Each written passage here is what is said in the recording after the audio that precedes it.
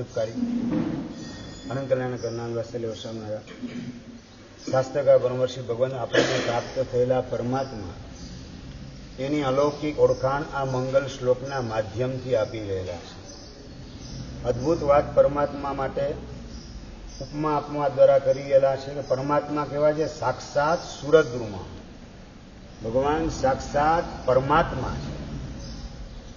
રણ પ્રદેશ જેવા સંસારની અંદર સૂકા તણખલાના દર્શન દુર્લભ હોય, લીલાછમ વૃક્ષની કલ્પના પણ કરી ન શકાય, અને ત્યાં કલ્પવૃક્ષ મળી જાય તો કેવો આનંદ અપાર ઉત્પન્ન થાય આત્મામાં.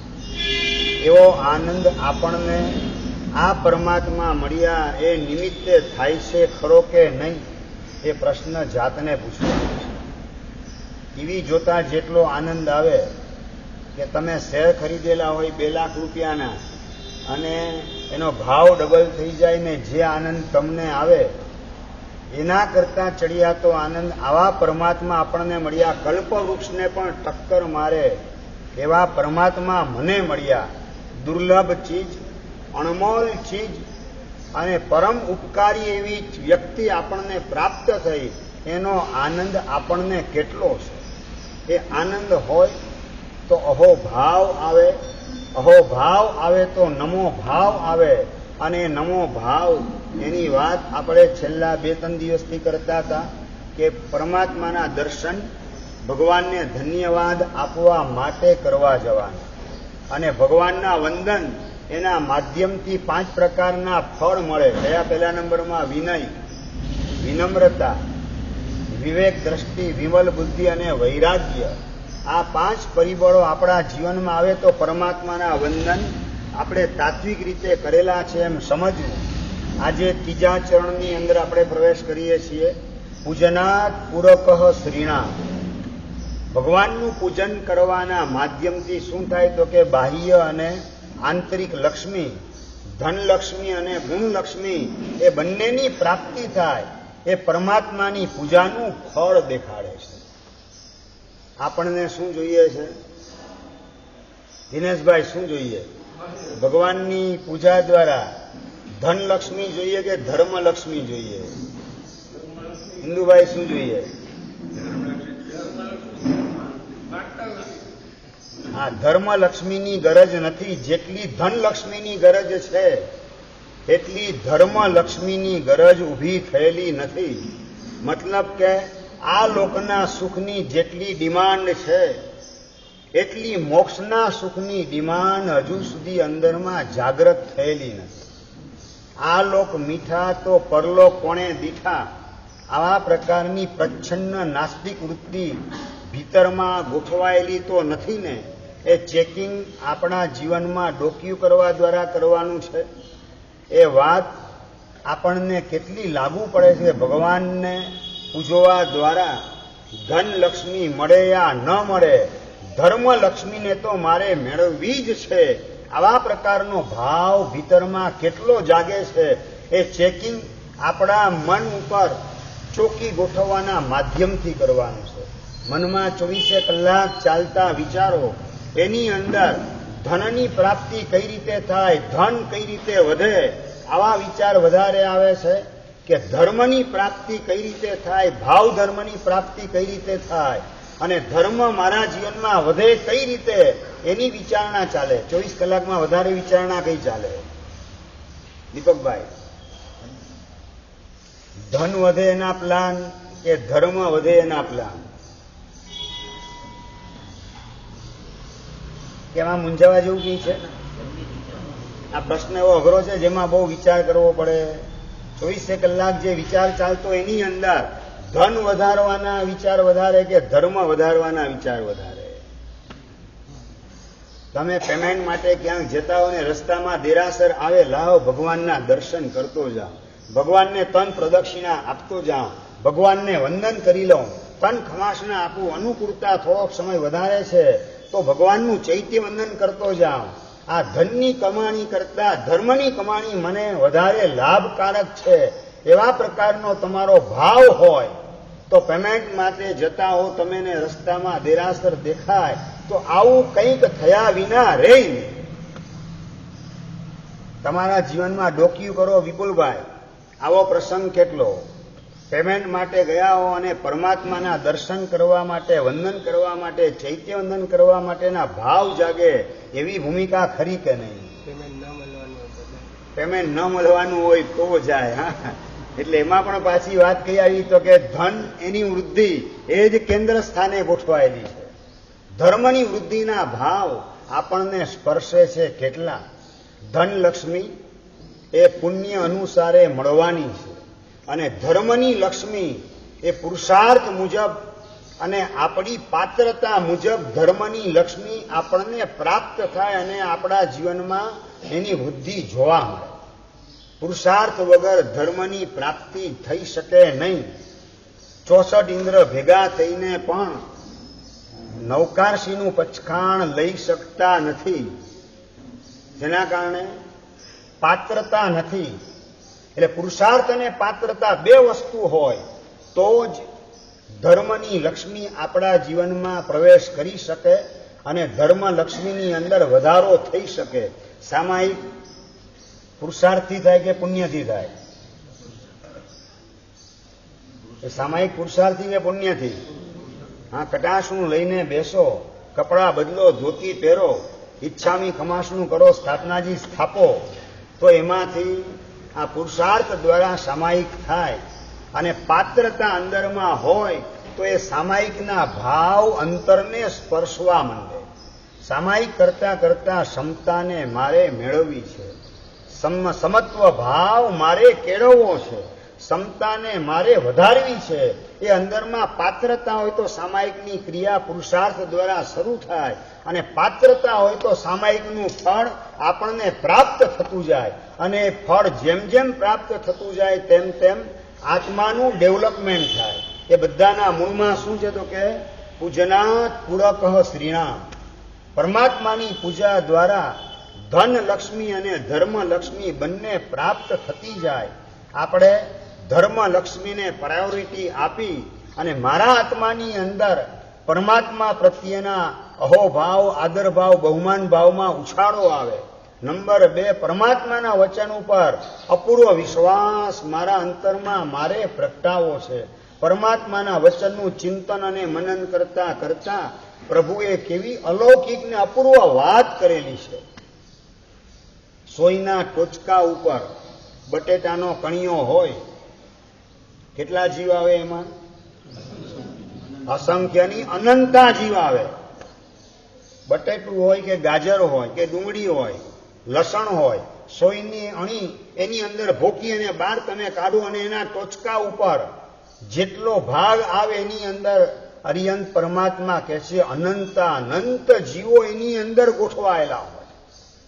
અને આ બધા અનંતા જીવોની બટેટાનું શાક ખાવા દ્વારા હું વિરાધના કરી અને મારો અનંત કાળનો સંસાર લંબાવવાની ભૂલ ન કરી બેસું માટે પ્રભુએ મારા ઉપર કરુણા કરી અને બટેટા, ડુંગળી, લસણ, કંદમૂળની અંદર અનંતા જીવો રહેલા છે એની મને ઓળખાણ કરાવી.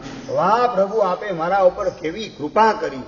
અનંત કાળ એનું ભક્ષણ, અનંત કાળનો સંસાર લંબાવે, આવા પ્રકારની શ્રદ્ધા અંતરમાં ખરી કે નહીં? દુઃખમય, દર્દમય અને દરિદ્રતામય, દુર્ભાગ્યમય અને દુર્ગતિમય એવો મારો સંસાર અનંત કાળનો ન લંબાય માટે પ્રભુએ કરુણા કરી અને આ બટેટા, ડુંગળી, લસણ વગેરે અનંત કાય છે, કંદમૂળ અનંત કાય છે, એને ખાવા દ્વારા અનંત કાળના સંસારને લંબાવવાની ભૂલ તું કરતો નહીં. કારણ કે જેને તું મારવાનું કામ કરેલો છે એના દ્વારા મરવાનું તારું બુકિંગ કરાવી રહેલો છે. જીરેશભાઈ, ફરીથી, જેને મારવાનું કામ આપણે અત્યારે કરીએ છીએ એના દ્વારા મરવાનું બુકિંગ ભવિષ્ય કાળનું આપણે અત્યારે કરાવી રહેલા છે. આ પરમાત્માની વાત ઉપર આપણને શ્રદ્ધા કેટલી, અને આ શ્રદ્ધા આવે તો પરમાત્માની કૃપા, ભગવાનની કરુણા આપણા અંતરને સ્પર્શ્યા વિના રહી ન શકે. પ્રભુ, જાણે અજાણે આ કંદમૂળ ખાવાના માર્ગે હું અટવાય અને અનંત કાળનો સંસાર મારો લંબાવી ન દઉં માટે પ્રભુ આપે મારા ઉપર કૃપા કરી, કૃપાવંત થઈ અને આ અનંતકાળના સંસારને વધારવાના માર્ગમાંથી મને બચાવવાની આપે ઉદારતા દેખાડી. આવા પ્રકારનો એક ઉપકારનું વેદન કરવાનો ભાવ, કૃતજ્ઞતાનો ભાવ, ભગવાન પ્રત્યેનો અહોભાવ, બહુમાન્ય સદભાવ આપણે કેટલી વાર ઉછાળવાનું કામ કરેલું છે. રમેશભાઈ, કેટલી વાર? બટેટા ડુંગળી લસણ નથી ખાતા, બરાબર, તમે લોકો નથી ખાતા મને ખબર છે, પણ આ ઉપકારનું વેદન કેટલું કરો છો? અનંતકાળ સુધી રખડપટ્ટી સંસારમાં થાય, દુઃખમય, દર્દમય, દુર્ગતિમય સંસારની રખડપટ્ટી, અનંતકાળની રખડપટ્ટી, એમાંથી મારા માલિકે મને બચાવી લીધો. આવો એક અહોભાવ, આદરભાવ, બહુમાન ભાવ પરમાત્માના દર્શન કરતા કરતા અંદરમાં આવે કે ના આવે? ભાઈ, આટલો અહોભાવ આપણે પ્રવૃત્તિના ક્ષેત્રમાં જેટલા તૂટ્યા એના કરતા વધારે પરિણતિના ક્ષેત્રમાં તૂટેલા છે. પ્રવૃત્તિના ક્ષેત્રમાં હજી થોડા ઘણા તમે આગળ છો, રોજ નવકારસી, રોજ ચોવિયાર, રોજ પરમાત્માની પૂજા, રોજ મિનિમમ એક સામાયિક, રોજ વ્યાખ્યાનનું શ્રવણ, રોજ એક નવકારવાળી, આ બધી પ્રવૃત્તિના ક્ષેત્રની શ્રીમંતાઈ તમે પ્રાપ્ત કરેલી છે. પણ પરિણતિના ક્ષેત્રની શ્રીમંતાઈ છે કે પરિણતિના ક્ષેત્રમાં ભિખારી જેવું આપણું જીવન છે, એ પ્રશ્ન ગંભીરતાથી આપણી જાતને પૂછવાનો છે. પરમાત્માની પૂજા કરો એ પ્રવૃત્તિના ક્ષેત્રની શ્રીમંતાઈ છે, પણ એ પૂજા કરતા કરતા પ્રભુની કરુણા આપણને કેટલી સ્પર્શે. પ્રભુ આપે કેટલો ઉપકાર મારા ઉપર કર્યો, અનંતકાયની ઓળખાણ કરાવી, એના ખાવા પીવાના પાપમાંથી મને બચાવી, અનંતકાળનો મારો સંસાર વધી ન જાય એ માટે પ્રભુ આપે કેવી કૃપા કરી મારા ઉપર. થેન્ક્સ એ લોટ, લાખ લાખ પ્રભુ આપને ધન્યવાદ, અનંત અનંત આપને ધન્યવાદ. આવી ધન્યવાદની લાગણી પરમાત્માને પહોંચાડવાનું કામ કેટલી વાર કર્યું વિરલભાઈ? પ્રવૃત્તિના ક્ષેત્રની શ્રીમંતાઈ એ પૂર્ણ વિરામ નથી. પ્રવૃત્તિના ક્ષેત્રની શ્રીમંતા એ અલ્પ વિરામ છે, અને પરિણતિના ક્ષેત્રની શ્રીમંતા એ અર્ધ વિરામ છે. અને આગળ વધીને પવિત્ર ગુણોનો પુંજ અંદરમાં પ્રગટ કરીએ એનું નામ પૂર્ણ વિરામ છે. સમજાય છે? સાધનાના ક્ષેત્રની અંદર આપણે અલ્પ વિરામને પૂર્ણ વિરામ માનીને અટવાઈ ગયા.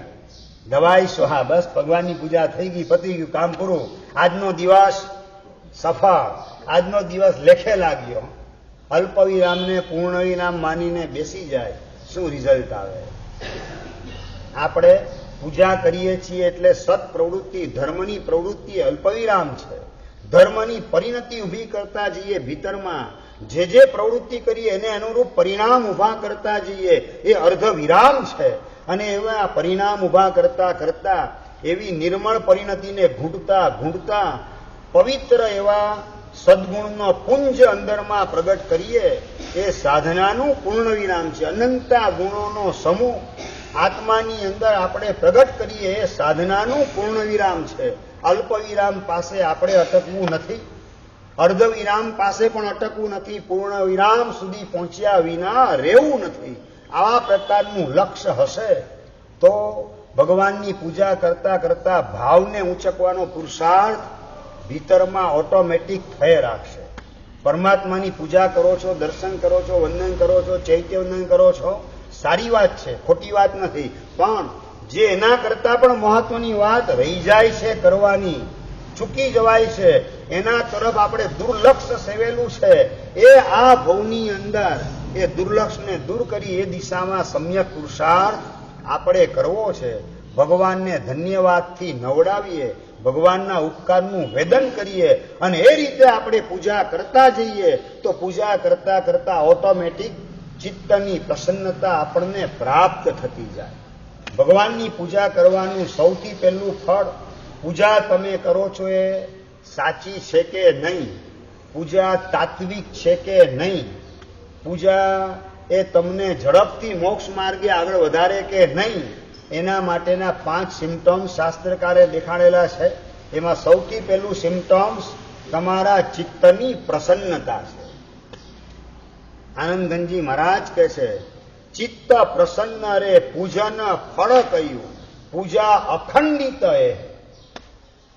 દરેકે દરેક પરિસ્થિતિની અંદર આપણી પ્રસન્નતા ટકી રહે, આપણી પ્રસન્નતા વધતી જાય તો સમજવાનું પરમાત્માની પૂજા તાત્વિક રીતે આપણા જીવનમાં ગોઠવાયેલી છે. બારમાં ગરમી ગમે એટલી વધતી જાય, ગરમી વધે એની સાથે મારા કર્મ ખપી રહેલા છે એવા ભાવ સાથે, મારા પાપનો બોજો ઘટી રહેલો છે એવા ભાવ સાથે ચિત્તની પ્રસન્નતા પણ વધતી જાય તો સમજવાનું પરમાત્માની પૂજા કરેલી લેખે લાગેલી છે. પ્રતિકૂળતા આવે અને પ્રસન્નતા તમારી નંદવાઈ જાય, કોઈક તમારું અપમાન કરે અને તમારું મન ખાટું થઈ જાય, કોક બે હલકા શબ્દ બોલે, ખોટો દોષારો પણ તમારા ઉપર કરે અને તમે ડિસ્ટર્બ થઈ જાઓ તો સમજવું હજુ પૂજા તાત્વિક રીતે મારા જીવનમાં આવેલી નથી. આ પરમાત્માની પૂજા મેં કરેલી નથી. તાત્વિક રીતે જો પૂજા કરેલી હોય તો આનંદગંજી મહારાજ કે જે ચિત્ત પ્રસન્ન રે પૂજન ફળ કહ્યું. આ પૂજાનું ફળ શું છે? પ્રસન્ન ચિત્ત, એટલે કે ચિત્તની પ્રસન્નતા એ પૂજાનું ફળ છે. ધંધો કરવાનું ફળ, દીપકભાઈ, ધંધો કરવાનું ફળ ધન મળે, એ ધંધો કરવાનું ફળ. તો પૂજાનું ફળ ચિત્તની પ્રસન્નતા મળે, ચિત્તની પ્રસન્નતા ટકે અને ચિત્તની પ્રસન્નતા પ્રતિકૂળ સંયોગમાં પણ વધે, એ પૂજાનું ફળ છે. ધંધો કરે રાખો પણ પૈસા મળતા જ ન હોય. વિચાર કરો કે ના કરો દિવ્યેશભાઈ? 6 મહિનાથી 12 મહિનાથી ધંધો કરું છું પણ આલું ખાવા પીવા ભેગો પણ હું થતો નથી. 2 જોડી કપડાં પણ સીવડાવવાના સંયોગો હજુ આવતા નથી. અને 2 વર્ષ પછી દીકરીને પરણાવવાની છે એની પણ જોગવાઈ કંઈ દેખાતી નથી. આ 10 વર્ષ થઈ ગયો ધંધો કરતા કરતા, આ ધંધો બરાબર કેમ ચાલતો નથી? પરેશભાઈ, આમ ટકોરો જાતને મારો કે ન મારો? ધંધો કરવા છતાં કેરીની સિઝનમાં કેરી તમારા ઘરમાં તમે લાવી ન શકતા હો, 10 વર્ષથી બિઝનેસ તમારો ચાલતો હોય તો વિચાર કરવો પડે કે ના કરવો પડે? હા હા, સંકેલો કરવાનો. એટલે ધંધો છોડીને ભીખ માગવાનું શરૂ કરો એમ? આ ધંધો કરતા આવડતો નથી. ધંધો કરવાની રીત બરાબર મેં એપ્લાય કરી નથી એમ સમજવું પડે. અમૃત પીધું પણ અમૃત પીવાની રીત ન જાણી, કાં અમૃત ઢોળી દીધું અને કાં અમૃત પીવાની રીત ન જાણી, માટે જ પરમાત્માની પૂજા જેવું અમૃત અનુષ્ઠાન મળવા છતાં હજી ચિત્તની પ્રસન્નતા આવતી નથી. સહેજ વાતાવરણમાં પ્રતિકૂળતા દેખાય, દીકરો કે દીકરી કે ઘરવાળી તમારી ઈચ્છાથી વિપરીત વર્તન કરવા માંડે અને તમે ડિસ્ટર્બ થઈ જાઓ, પ્રસન્નતા વેર વિખેર થઈ જાય તો સમજવું કે પૂજા કરતા આવડી નથી. પૂજા કરવાની રીત મારે સમજવી પડશે. મારા કેવા પ્રકારના ભાવ પૂજા કરતા કરતા કેળવવાના, એની પદ્ધતિ મારે સમજવી પડશે તો પૂજાનું ફળ, ચિત્તની પ્રસન્નતા મને પ્રાપ્ત થશે. માત્ર પૂજા કરવાથી ઠેકાણું નહીં, પણ પરમાત્માની આજ્ઞા મુજબ શાસ્ત્રકાર ભગવંતોએ બતાવેલા ભાવ ભીતરમાં પ્રગટાવવા પૂર્વક પરમાત્માની પૂજા કરવાની છે. પહેલા નંબરમાં પ્રસન્નતા એ પરમાત્માની પૂજાનું પહેલું ફળ. બીજા નંબરની અંદર ચિત્તની નિર્મળતા આવતી જાય તો એ પૂજા તાત્વિક રીતે આવી સમજવાનું. ચિત્ત મલિન બનતું હોય, ચિત્તની અંદર કોકને ફસાવાના પ્લાન ચાલતા હોય, કઈ રીતે કોકની આરે રમત રમવી એ જ વિચારણા મનમાં ચાલતી હોય તો સમજવું ભગવાનની પૂજા સાચા અર્થમાં કરેલી નથી. ચિત્તની નિર્મળતા એ પરમાત્માની પૂજાનું બીજા નંબરનું ફળ છે. અને આવું ફળ મળે તો જ સમજવાનું સાચા અર્થમાં આ પરમાત્માની પૂજા મેં કરેલી છે. 24 કલાક વિચાર કયો ચાલતો હોય? ગામડાનો કોઈ વેપારી તમારી દુકાને આવે પ્રવીણભાઈ અને 500નો માલ 1500માં પધરાવો તો પણ લઈ જાય એવો દેખાતો હોય, શું કરો પરેશભાઈ? શું કરો? 500નો માલ 1500માં પધરાવો, પ્રેમથી લઈ જાય એવો હોય. ભેળસેળ કરીને માલને આપો તોય લઈ જાય એવો હોય. કિલો કહીને આપો અને હોય 800 ગ્રામ તોય લઈ જાય એવો હોય. તમને ખબર પડી જાય શું કરો શું. દિનેશભાઈ શું કરો એ જ કરીએ. હું વાત કરો એટલે મલિન બનાવવાનું મનને કે નિર્મળ બનાવવાનું? તો ભગવાનની પૂજા કરી કઈ રીતે કહેવાય? ચિત્તની નિર્મળતા એ તો પ્રભુની પૂજાનું બીજા નંબરનું ફળ છે. અને ચિત્તની અંદર મલિનતાને કુટિલતા જ આવે રાખતી હોય. બીજાને કઈ રીતે ફસાવા, આ જા ફસા જા. બાટલો ખુલ્લો જ રાખેલો હોય, કોઈ અંદર ઘૂસે એટલે બૂચ પેક કરી દેવાનું. આ નીતિ અંદરમાં રમતી હોય તો પરમાત્માની પૂજા આપણે કઈ રીતે કરેલી કહેવાય? પરમાત્માની પૂજાનું આ બીજા નંબરનું ફળ ચિત્તની નિર્મળતા છે.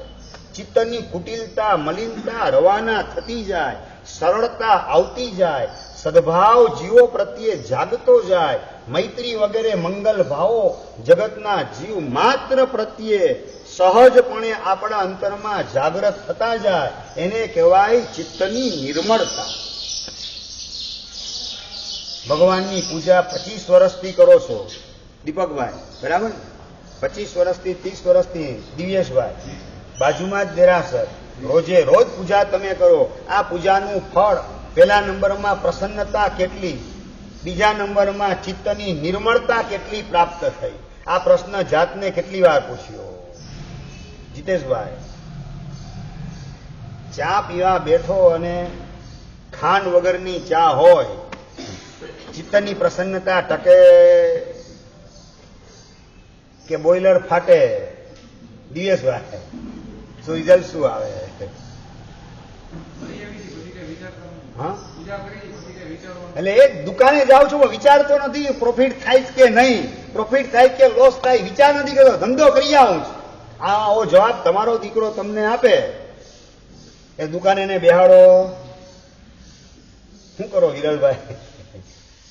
તમે જેવું કરો છો ધર્મના ક્ષેત્રમાં, એવું તમારો દીકરો ધનના ક્ષેત્રમાં કરે પરાક્રમ.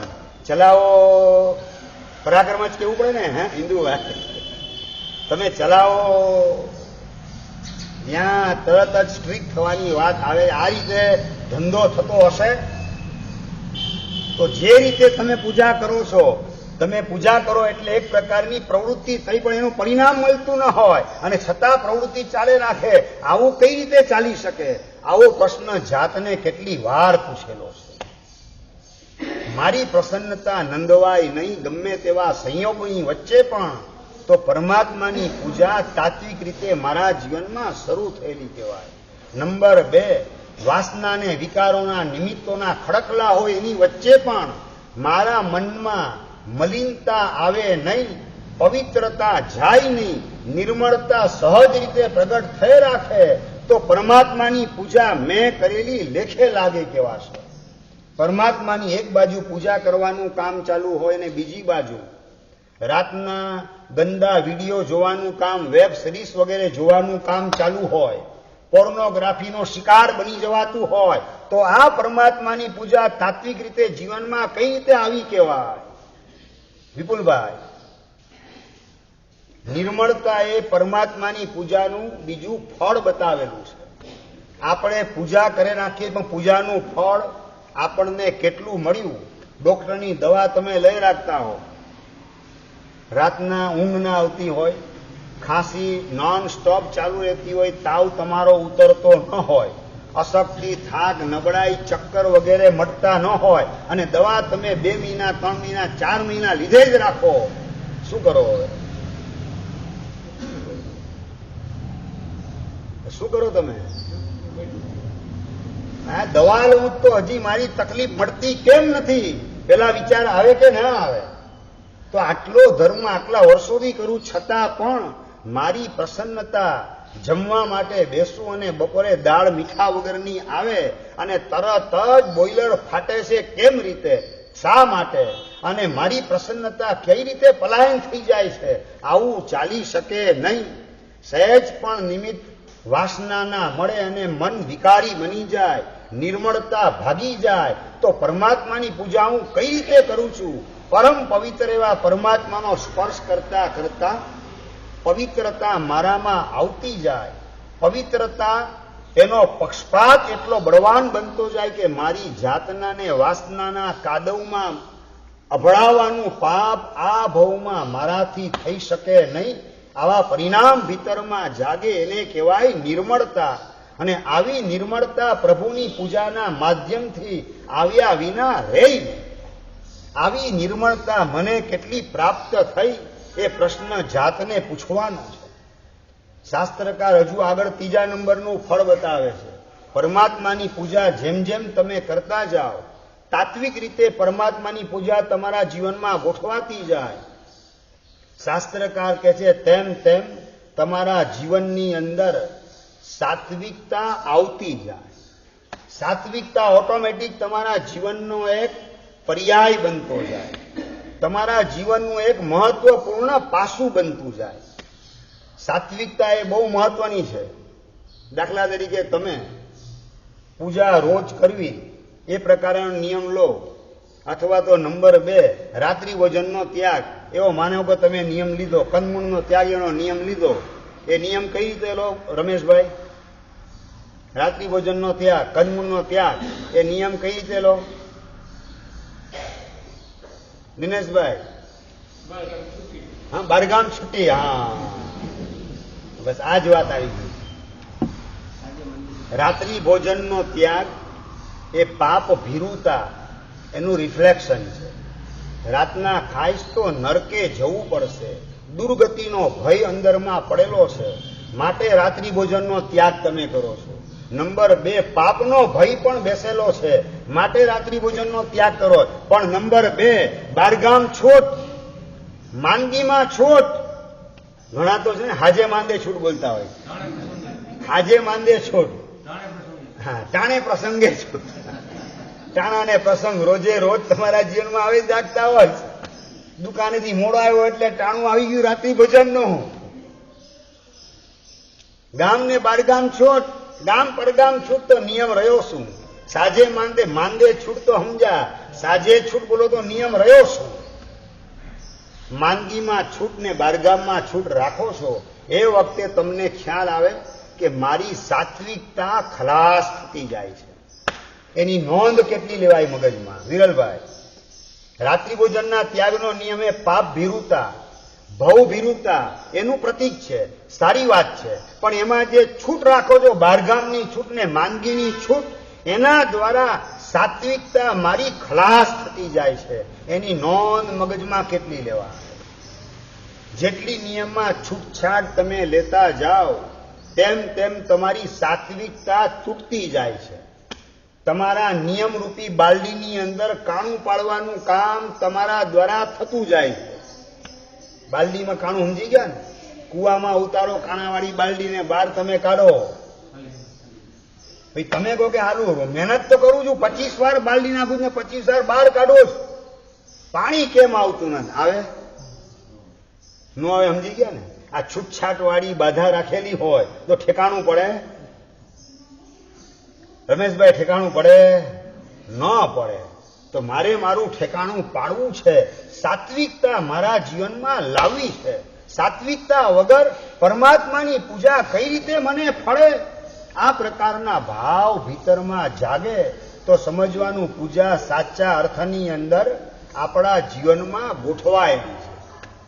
અને એવી સાત્વિકતાની પ્રશંસા ઇન્દ્ર મહારાજ દેવલોકમાં કરેલા છે.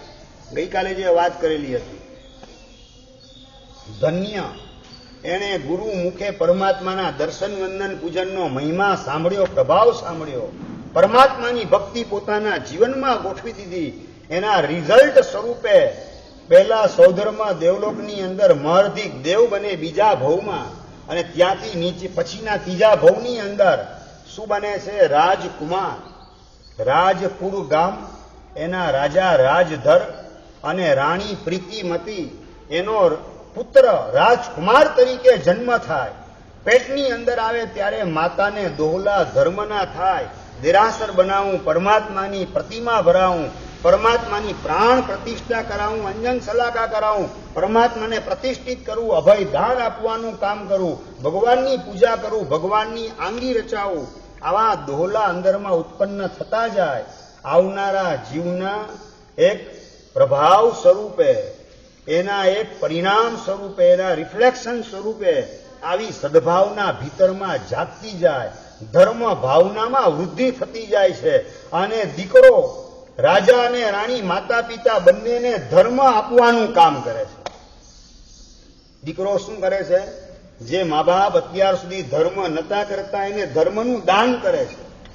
માતા પિતાના જીવનમાં, રાજા રાણીના જીવનમાં ધર્મનું દાન કરે. ભગવાનની પૂજા, સેવા, પ્રતિષ્ઠા, જિનાલય નિર્માણ, આ બધા ધર્મનું દાન કરે છે દીકરો.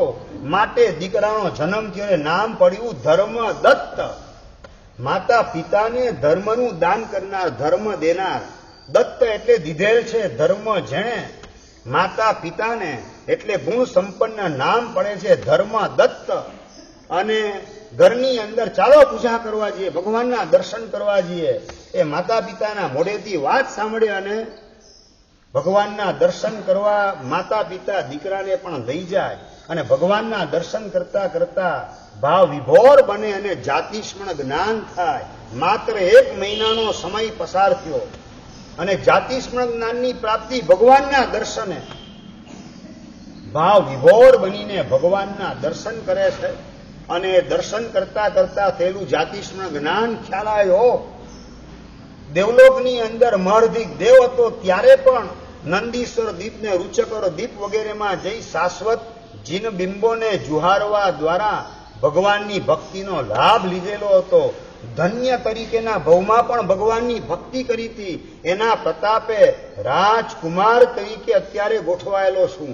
આટલી ભગવાને મારા ઉપર કૃપા કરી, મારી ભૂમિકાને ઊંચકવાનું કામ કર્યું. વાહ પ્રભુ વાહ. ભગવાનને ધન્યવાદ આપતા આપતા આ ભગવાનના દર્શન વગર મોઢામાં પાણીનું ટીપું નહીં, દૂધનું ટીપું નહીં કે ખોરાક લેવાનો નહીં, આવા પ્રકારનો અભિગ્રહ જીવનભર માટેનો. કેટલી ઉંમરે વિરલભાઈ? કેટલી ઉંમરે? 1 મહિનાની ઉંમર.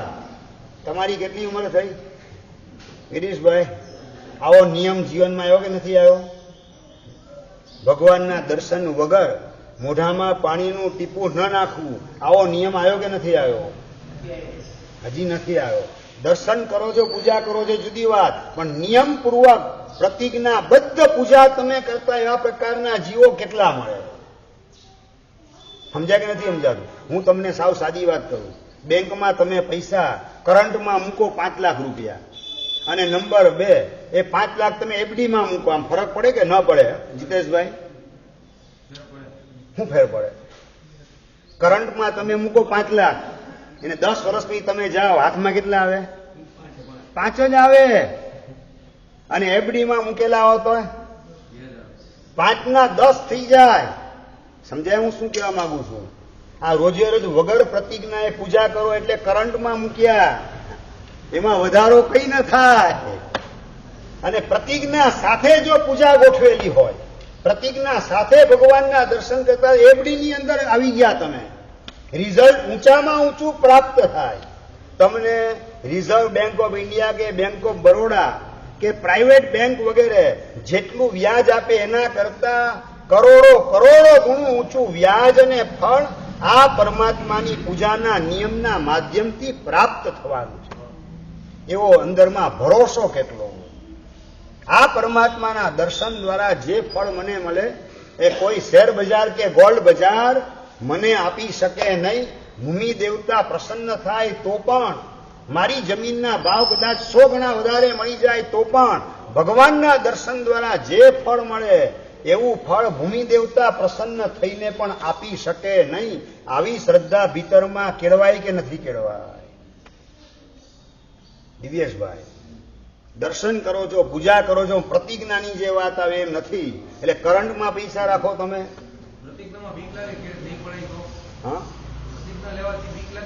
પ્રતિજ્ઞા લેનારો પ્રતિજ્ઞા તોડવા માટે પ્રતિજ્ઞા લે છે કે પ્રતિજ્ઞા પાળવા માટે પ્રતિજ્ઞા લે છે? ચાલો એની વાત કરો. પ્રતિજ્ઞા પાળવા માટે પ્રતિજ્ઞા લે છે લેનાર વ્યક્તિ, અને પ્રતિજ્ઞા માનો કે તૂટી ગઈ તો સંયોગની વિષમતા ને વિચિત્રતાના કારણે પ્રતિજ્ઞા તૂટી છે. પ્રતિજ્ઞા તોડવા માટે પ્રતિજ્ઞા કોઈ લેતું નથી.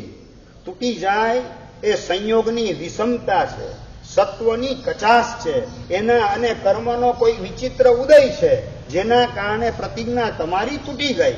નંબર 2, પ્રતિજ્ઞા તૂટી ગઈ તો ગુરુ મહારાજની પાસે જઈ અને આપણે પ્રાયશ્ચિત્ત લઈ લેવું અને આવતીકાલથી પાછા પ્રતિજ્ઞાના પાલનની અંદર ગોઠવાઈ જવું. જો તમે કપડાં પહેરો ને, તમારો દીકરો જે છે કે પપ્પા કપડાં પહેરવાનું ફાવશે નહીં, હું પહેરવાનો નથી કાલથી. એ કેમ? પપ્પા કપડાં પહેરે ક્યારેક ફાટી જાય ને બધું, ત્યાં એ ફાટી જાય તો પછી મતલબ શું કપડાં પહેરવાનો? માટે હું કપડાં નહીં પહેરું. શું કહો દિવેશભાઈ? અલિયા ફાટી જાય તો રફુ કરાવી લેવાય, સીવી લેવાય. કપડાં પહેર્યા વગર ન ચાલે. સમાજમાં રહેવું છે. આપણે માણસ છીએ, ઢોર નથી. આ વાત કરો કે ના કરો દીકરાને?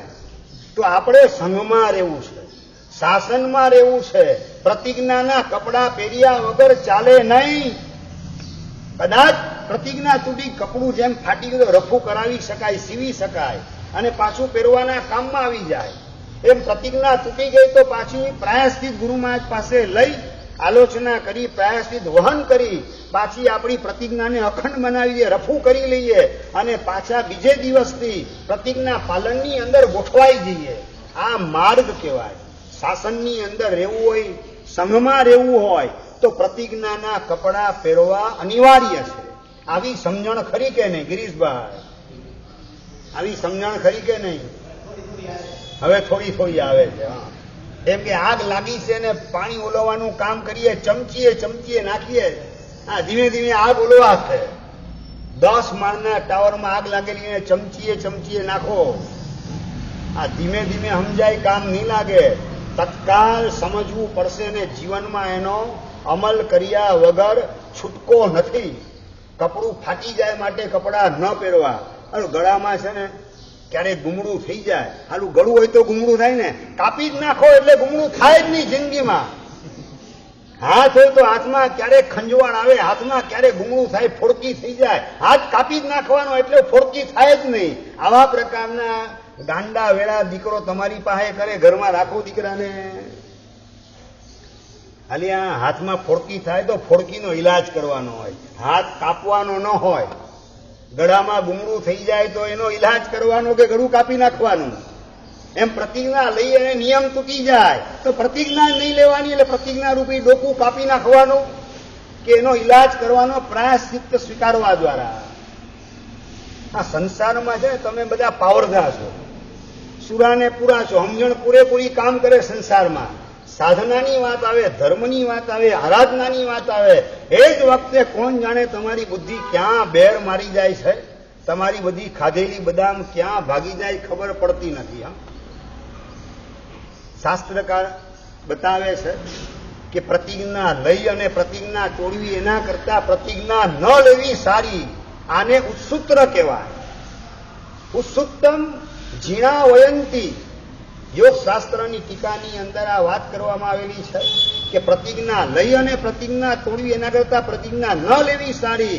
એ ઉત્સૂત્ર ભાષણ છે અને એ ઉત્સૂત્ર ભાષણ દ્વારા દીર્ઘકાળનો સંસાર વધતો જાય, આપણો સંસાર કલ્પના બહારનો વધી જાય. આવી ભૂલ આપણાથી થાય નહીં. માટે પ્રતિજ્ઞા લઈને તોડવી એના કરતા પ્રતિજ્ઞા લેવી જ નહીં. આવી વાત આજે ભલે ભૂલે ચૂકે કરી પણ હવે ભવિષ્યમાં કરતા નહીં. આ દિવેશભાઈ એમને પોતાની નહીં, તમારા સભાના પ્રતિનિધિ તરીકે વાત કરેલી છે. ઘણા બધાની આ ગેરસમજણ હોય છે. શાસ્ત્રકાર કહે છે કે નિયમ હશે તો નિયમ તૂટ્યા બાદ પ્રાયશ્ચિત્ત વહન કરી પાછી પ્રતિજ્ઞા અખંડ બનાવી મોક્ષ માર્ગે આગળ વધાશે. નિયમ જ નહીં હોય તો ધર્મ સાથે કોઈ લેવા દેવા આપણે રહેશે જ નહીં. તો આવતા ભવની અંદર શાસન મળશે કઈ રીતે? દેવલોકમાં કદાચ જાઓ આવતા ભવમાં તો પણ સમકીતી દેવોના પરિવારમાં જન્મ થશે કઈ રીતે?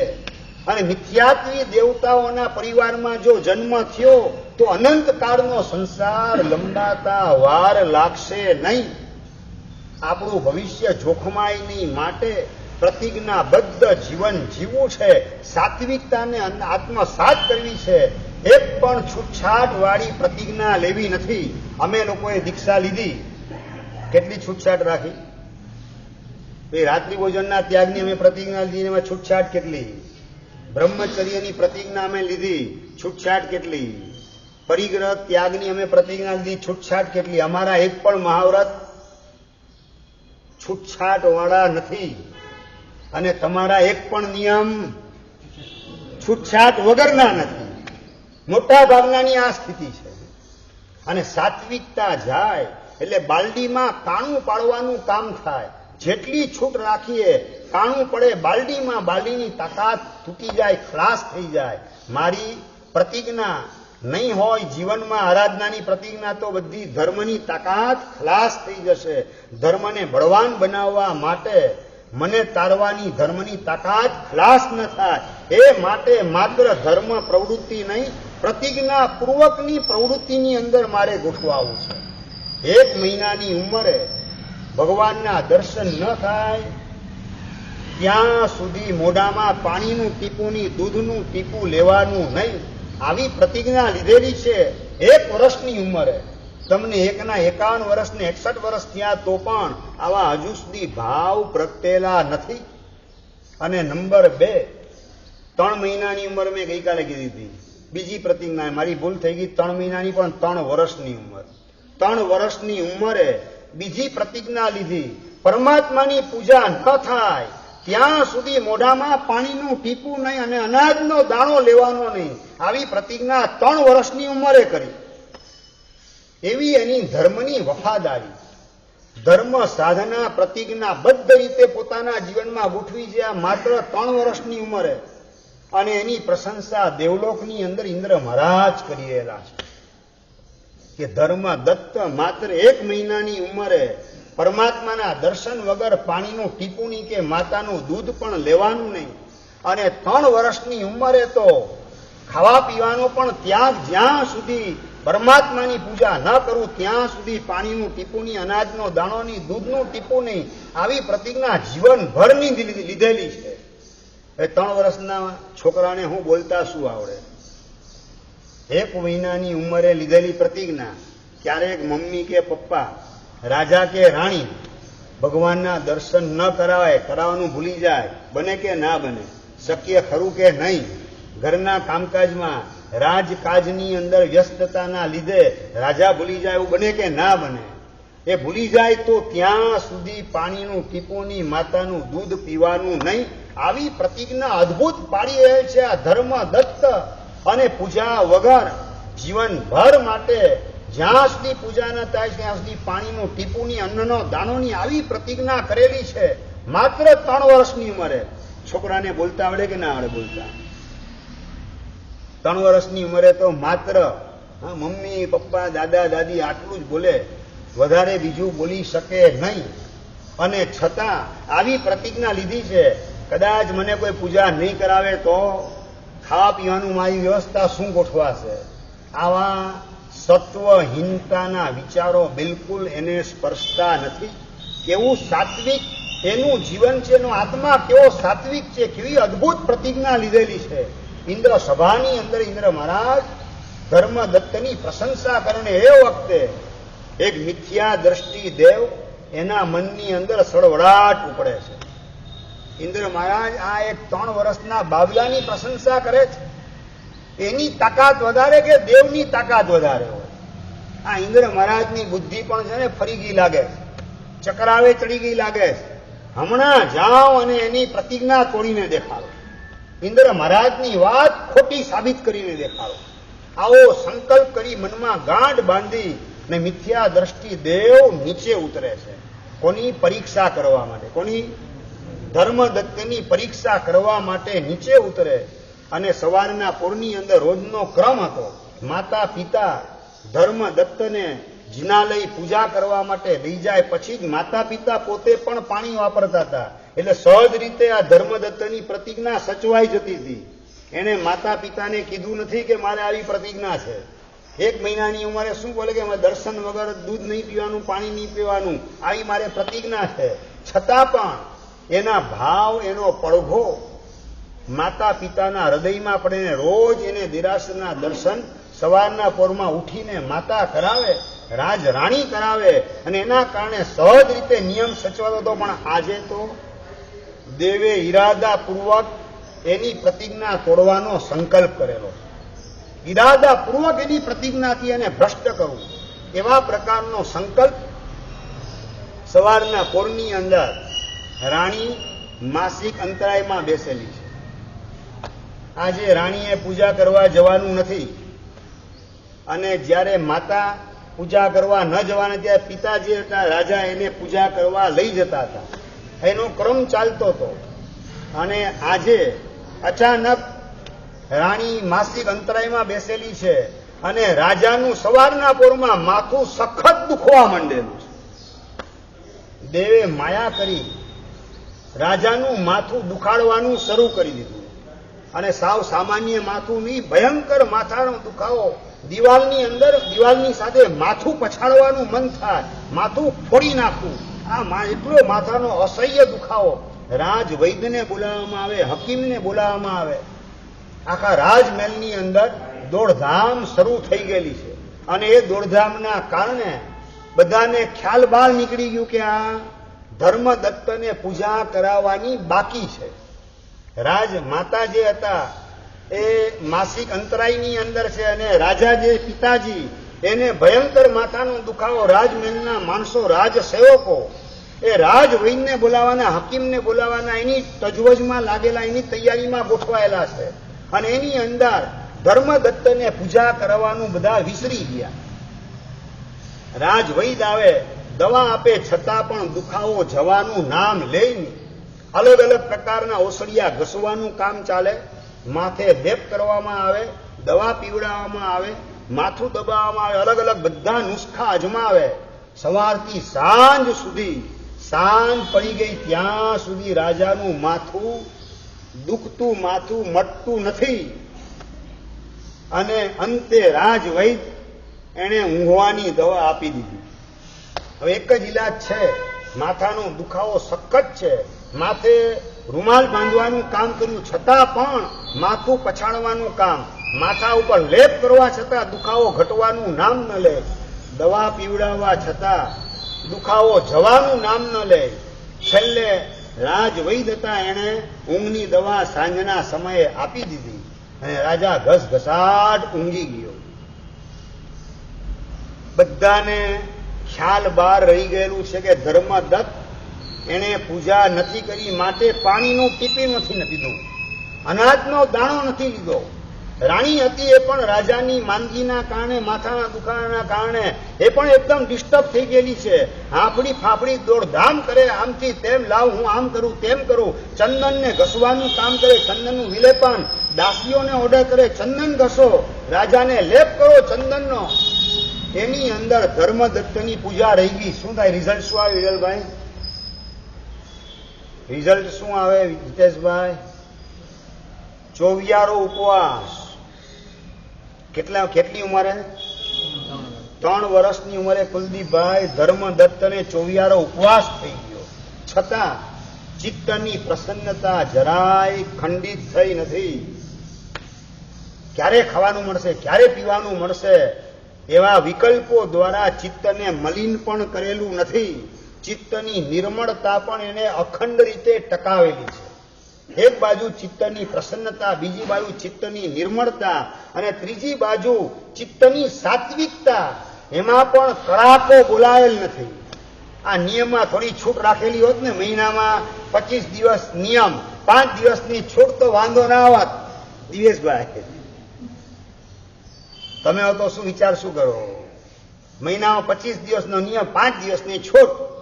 5 દિવસની છૂટ હોય એટલે કોઈ જાતનો વાંધો ના આવે. શૈલેષભાઈ, આવા પ્રકારના કોઈ ગલ્લા તલ્લા કરવાના વિકલ્પો, એટલે સત્વહીનતા ધર્મદત્તને સ્પર્શતી નથી.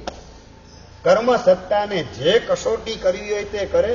કર્મ સત્તાને ગમે એટલી કસોટી કરવાની તક ઊંચામાં ઊંચી મળે, પણ કર્મ નિર્જરાની મને તક મળેલી છે, મારે ચૂકવી નથી. આવી સાત્વિકતા અંદરમાં ઘૂંટાઈ રહેલી છે, વધી રહેલી છે. ઇન્દ્ર મહારાજ દેવલોકમાં જોઈ રહેલા છે એના મનના ભાવ, અને એલો મિથ્યા દ્રષ્ટિ દેવ એ પણ એના મનના ભાવ પોતે ઉપયોગ મૂકીને તપાસી રહે છે કે એનું મન કેટલું ડિસ્ટર્બ થાય છે. જરાય પ્રસન્નતા નંદવાય નહીં, જરાય નિર્મળતા ઘવાય નહીં, અને સાત્વિકતાની અંદર કડાકો બિલકુલ બોલે નહીં. એવી એની સાત્વિકતા જોઈને પેલો દેવ વધારે છંછેડાયો. કારણ કે દેવલોકમાં જાય એટલે ઇન્દ્ર મહારાજ શું કહે, ભાઈ જોયું ને, મોટા ઉપાણે ગયો તો પરીક્ષા કરવા માટે, જોયું મારી વાત સાચી સાબિત થઈ ને. એ કરોડો દેવતાની વચ્ચે મારું ઇન્સલ્ટ થાય ઇન્દ્ર સભામાં, એ મને પાલવે તેમ નથી, પોસાય તેમ નથી. આવતીકાલે બમણા જોરથી પરીક્ષા કરવાનું કામ.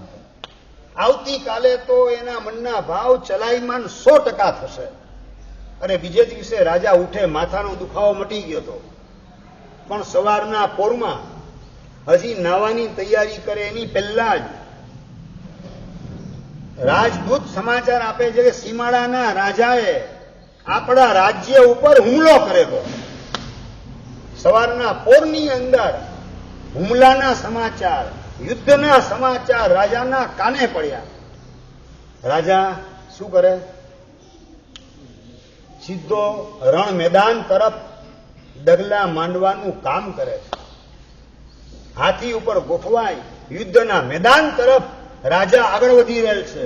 આ બાજુ રાણી જે છે એને અંતરાયનો બીજો દિવસ છે, એને પૂજા કરવાની નથી. ધર્મદત્તને પૂજા ગઈકાલે કોણે કરાવી એ વિચાર પણ રાણીને આવતો નથી. અને નંબર 2, રાજા સવારના પોરમાં યુદ્ધ માટે નીકળી ગયેલા છે, અને યુદ્ધ આવે એટલે બધાના જીવ અદ્ધર. રાણી પોતે ચિંતાતુર છે, રાજા પાછા આવશે કે નહીં આવે, જીવતા રહેશે કે યુદ્ધની અંદર પરલોક ભેગા થઈ જશે. સંકલ્પ વિકલ્પની અંદર રાણી પણ અટવાઈ ગયેલી છે, પ્રજાજનોની અંદર પણ ભય ફેલાયેલ છે. આવી સ્થિતિની અંદર ધર્મદત્તને લાવ આપણે પૂજા કરાવી દઈએ. ઇન્દુભાઈ યાદ કોણ કરે? કોઈને યાદ આવતું નથી. સવારે ગયેલા રાજા યુદ્ધ માટે, સૂર્યાસ્ત વખતે રાજા પાછા ફરે છે. એ કાળ હતો સૂર્યાસ્ત થાય એટલે યુદ્ધ વિરામ હોય. અને તમારો અત્યારે કાળ કયો ચાલે છે? રાતના તો કે એકી સાથે 5000 મિસાઇલથી હુમલો થાય. એ અત્યારે તમારો કાળ ચાલી રહેલો છે. ઇઝરાયલ ઉપર એકી સાથે 5000 મિસાઇલ ફેંકવાનું કામ હમાસ કરે. આ તમારી વર્તમાન કાળની દુનિયા. યુદ્ધ બધા તમારી દુનિયામાં રાતે થાય. પેલા કાળમાં સૂર્યાસ્ત થાય એટલે યુદ્ધ વિરામ. પ્રમાણિકતા સાથે યુદ્ધ ખેલાતા હતા. યુદ્ધમાં પણ પ્રમાણિકતા હતી. આજે યુદ્ધની અંદર પ્રમાણિકતા લગભગ નામ શેષ થઈ ગયેલી છે, ખલાસ થઈ ગયેલી છે. સૂર્યાસ્ત વખતે રાજા પાછો ફરે છે. હજુ યુદ્ધની અંદર વિજય મળેલો નથી. રાજાના શરીરે ઘા અનેક પ્રકારના પડેલા છે. સૂર્યાસ્ત કે રાજા ઘરે આવેલો છે, રાજમહેલમાં આવેલો છે, અને સેવકો અને રાજવૈદ વગેરે રાજાની ટ્રીટમેન્ટની અંદર, સેવાની અંદર ગોઠવાઈ ગયેલા છે. બીજે દિવસે પણ ચોવિયારો ઉપવાસ, ચોવિયારો છઠ થઈ ગયેલો છે.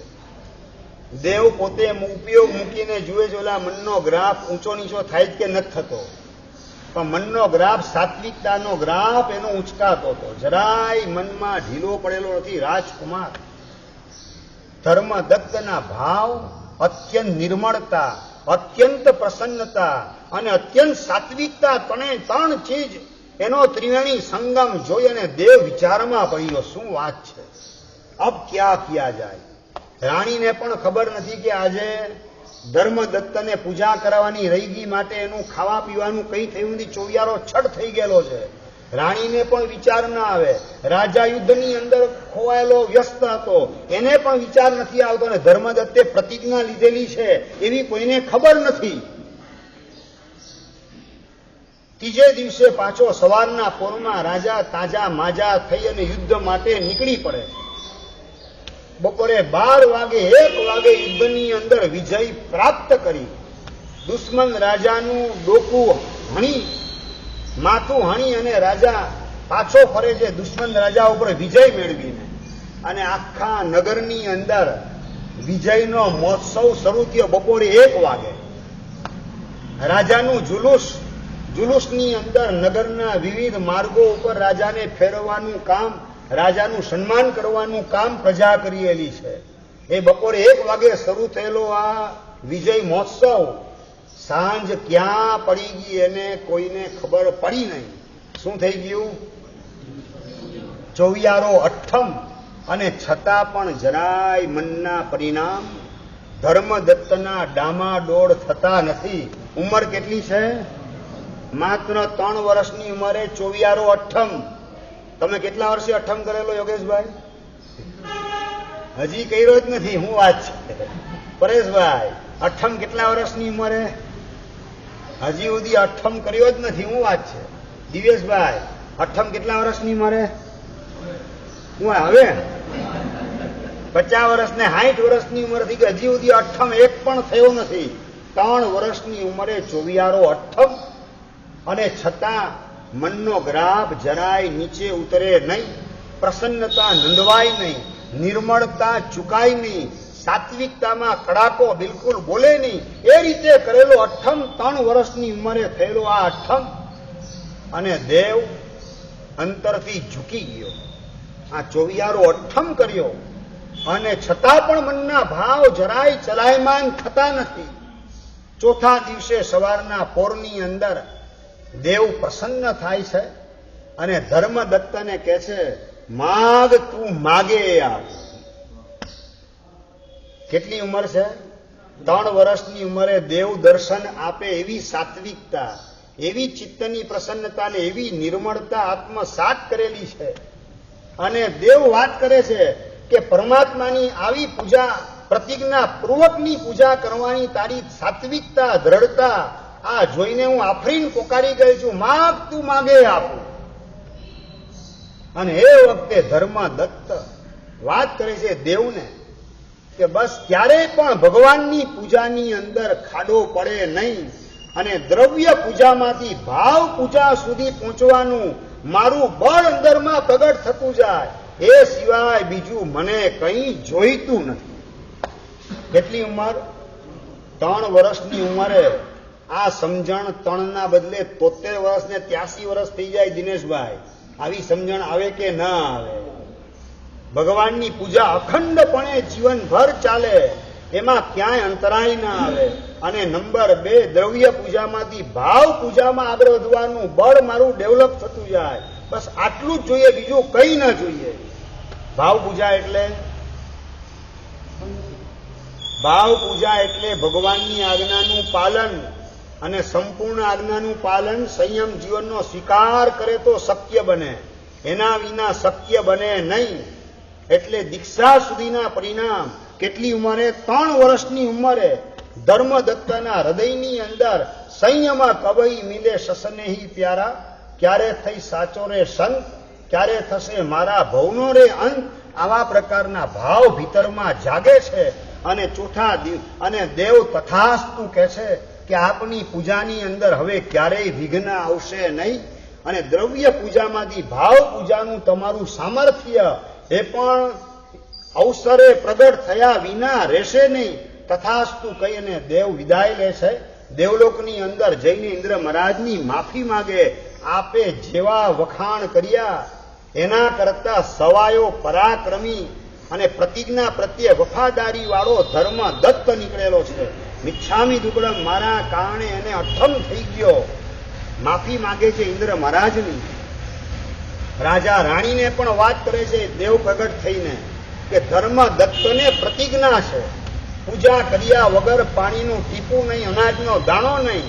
અને 94 અઠ્ઠમ એને થઈ ગયો મારા કારણે. હવે એને ક્યારેય પણ ભગવાનની ભક્તિમાં ભંગાણ ન પડે એની તમે લોકો કાળજી રાખજો. આવી સૂચના દેવ રાજા રાણીને આપીને દેવલોકમાં જાય. અને રાજા રાણીને જ્યારે ખબર પડી ત્યારે આશ્ચર્યચકિત થઈ ગયા. યાદે ઓહ, અઠ્ઠમ 94 થઈ ગયો. અમે લોકોને પણ ખ્યાલ ના આવ્યો કે આ ધર્મદત્તે ખાધું કે નહીં, પીધું કે નહીં, એની પ્રતિજ્ઞાની તો અમને કોઈ ખબર જ નથી. અને હવે ઉલ્લાસ ઉમંગથી ભગવાનની પૂજા કરવા માટે લઈ જાય છે ધર્મદત્તને. અને ધર્મદત્ત ભગવાનની પૂજા કરતા કરતા લીન થઈ જાય, ખોવાઈ જાય છે ભગવાનની પૂજાની અંદર. હવે અઠ્ઠમ જે 94 ઝટપટ પૂજા કરી તિલક કરીને ઘર ભેગો થઈ જાઉં, પાણું કરી લઉં, તમને તો એક અઠ્ઠા મહિને મગનો મેરુ દેખાય ને રાબડીનો સ્વયંભૂ રમણ સમુદ્ર તમને દેખાવા માંડે. મગના પાણીના હોજના સપના આવવા માંડે તમને.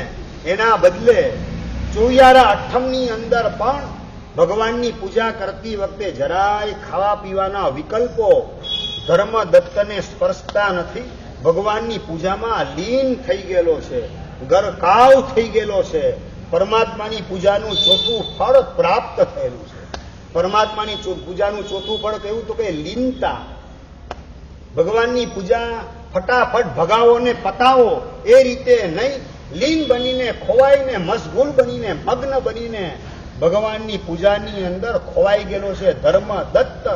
અને લીનતા નામનું ચોથું ફળ પરમાત્માની પૂજાનું પ્રાપ્ત થયેલું છે. કોને? ધર્મ દત્તને પ્રાપ્ત થયેલું છે.